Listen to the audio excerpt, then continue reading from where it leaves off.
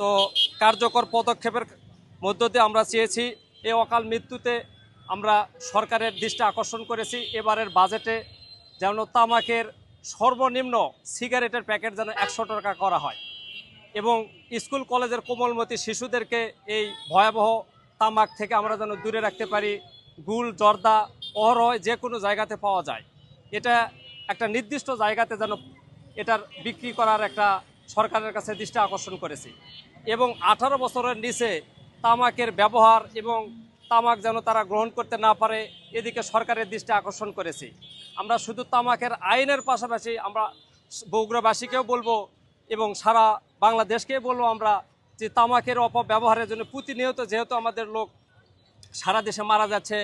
অকাল মৃত্যু ঘটতেছে, এই মৃত্যু মিছিলকে আমরা এই মুহূর্তে থামাতে যদি না পারি আমাদের তরুণ সমাজ আরও মৃত্যুর দিকে ধাবিত হবে। প্রিয় বগুড়াবাসী, আমরা আপনাদেরকে বলছি এবং সারা বগুড়াবাসী সহ বাংলাদেশকে আমরা সরকারের দৃষ্টি আকর্ষণ করে বলছি খুব দ্রুত তামাকের